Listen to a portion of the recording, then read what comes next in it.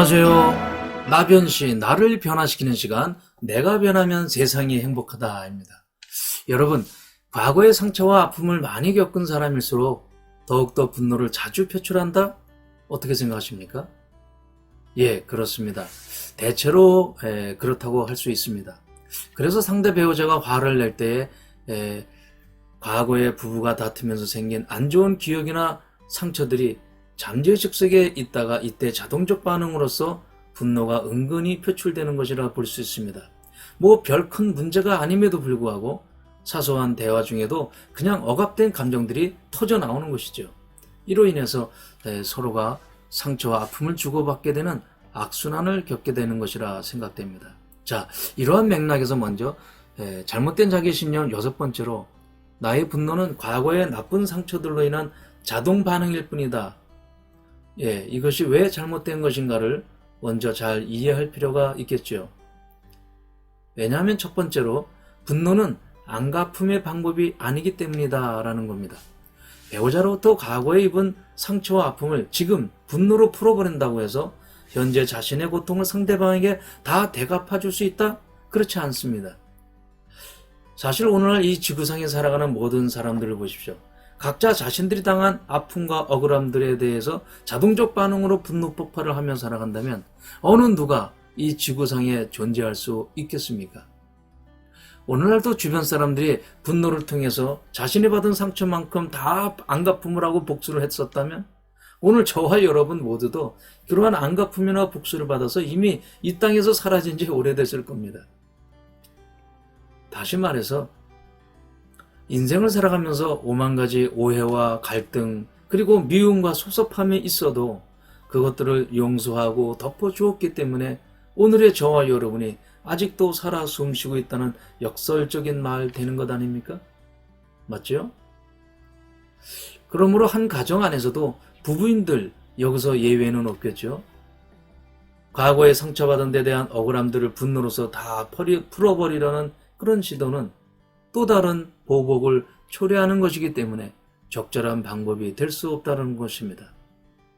자, 다음 두 번째 이유로 나의 분노는 과거에 입은 상처의 그 아픔을 보상해 주지도 않는다라는 겁니다.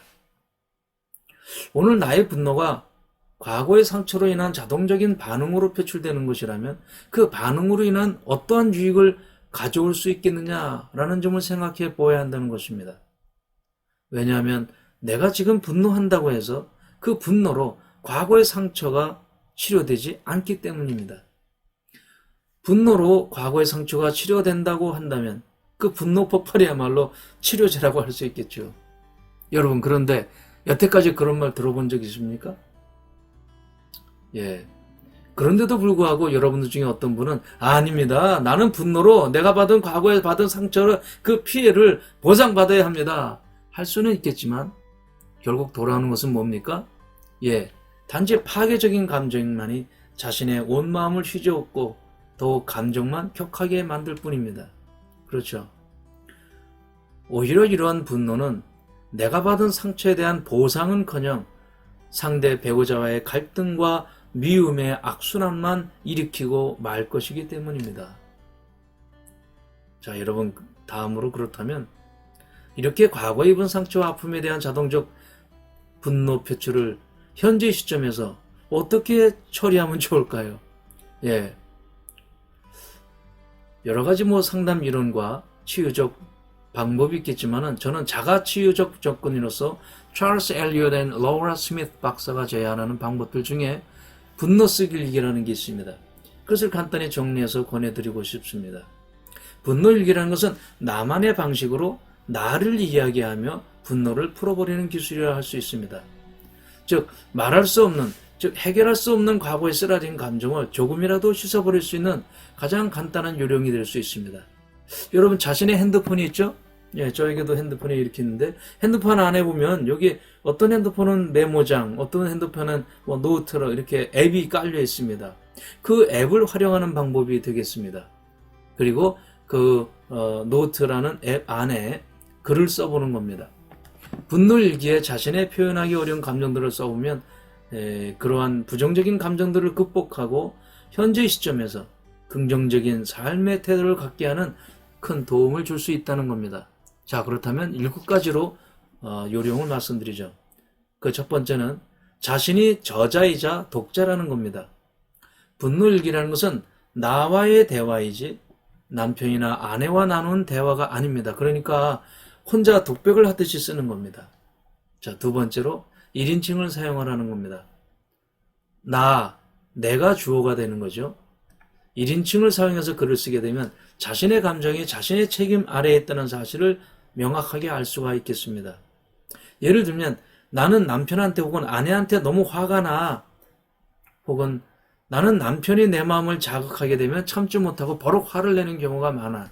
즉 상대방의 말을 하지 말고 당신이 어때서 그랬기 때문에 내가 라는 식으로 글을 쓰는 것이 아니라 자신의 감정만을 스스로에게 하듯이 솔직하게 표현해 보라는 것입니다. 다음 세 번째로는 문법을 무시하고 감정 흐르는 듯이 메모하라, 그겁니다. 간단히 쓰되 문법은 생각하지 마십시오. 되는 대로 쓰고 명확한 목적 없이 그저 감정이 느껴지는 대로 써내려가는 겁니다. 과거의 불미스러운 상황을 깊이 생각하지 말고 감정을 써보라는 것이죠. 네 번째로 말씀드리고 싶은 것은 특히 부정적인 감정만을 써보라는 겁니다. 왜냐하면 과거에 경험했었던 참기 어려운 분노, 속상하고 뼈 아픈 그런 상처, 그런 감정들을 쌓아두면 우리의 마음이 병들고 말기 때문이에요. 다 신경증적 병들이 다 이런 감정에서 시작되는 거 아니겠습니까? 그렇기 때문에 일기를 쓰는 목적이 나의 삶을 슬프게 만드는 어떤 생각이나 감정들을 토해내는 것입니다. 그 기분이나 느낌들을 글로써 풀어버리는 작업입니다.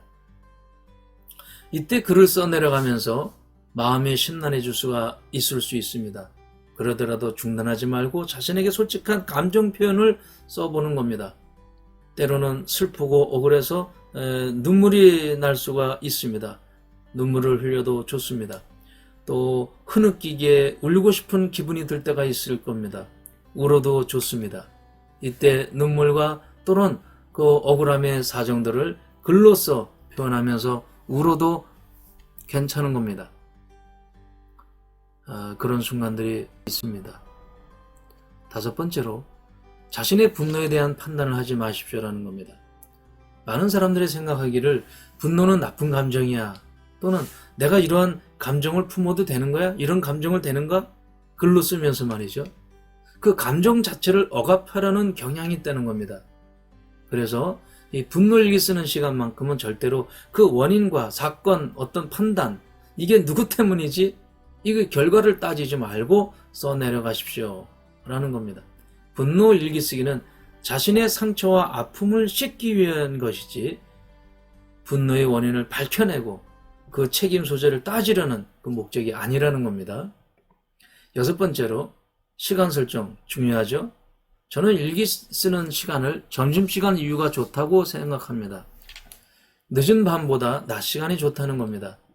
너무 늦은 밤에 부정적인 감정들에 집중하게 되면 잠자리 든 후에 우리의 잠재의식에 스며들 수 있습니다. 뇌의 신경세포에 나쁜 기억에 영향을 줄 수 있다고 경고하는 뇌의 과학자들이 있기 때문입니다. 그렇기 때문에 늦은 밤에는 되도록 피하세요. 그리고 평화롭고 좋은 기분으로 잠을 청하라고 권하고 싶습니다. 일곱 번째 마지막 단계로 분노일기를 성찰하기입니다. 점심시간 이후에 쓴 분노일기를 성찰해 볼 필요가 있다는 거죠. 글쓰기를 통해서 자신의 감정들을 최대한으로 느껴보았다면 이제 그러한 분노로부터 어떤 깨달음을 얻게 되었는지 생각해 보라는 겁니다. 분노로부터 무엇을 배웠는지, 또 그리고 그러한 분노 폭발 대신에 보다 더 건전한 대화의 접근은 무엇이어야 할까를 생각해 보는 거죠. 과거의 상처와 아픔들로 기분은 많이 상했지만 한 걸음 더 나아가서 과거에 무엇이 잘못되었는지를 되새겨보고 배우자와의 관계에서 미래에 어떻게 더 잘할 수 있는지를 충분히 생각해보는 시간이 될 줄로 압니다. 자, 결론적으로 부부들이 과거의 분노로 인한 상처와 아픔으로 지나치게 붙잡혀 있지 마십시오. 그러면 현재 부부의 친밀감, 그런 행복을 기대하기가 매우 어렵게 됩니다. 과거에 얽매인 상처와 아픔들을 배우자에게 풀어버리지 마십시오. 대신에 글로써 풀어버리십시오. 그러면 그 분노의 강도가 점점 약해지고 마음의 상처와 아픔도 서서히 덜어지게 되는 것을 느끼게 될 것입니다.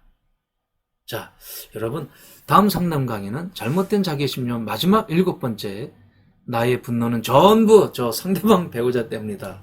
이걸 준비하도록 하죠. 끝까지 시청해 주셔서 대단히 감사합니다. 도움이 되셨다면 구독, 좋아요 부탁드리면서 늘 건강하십시오.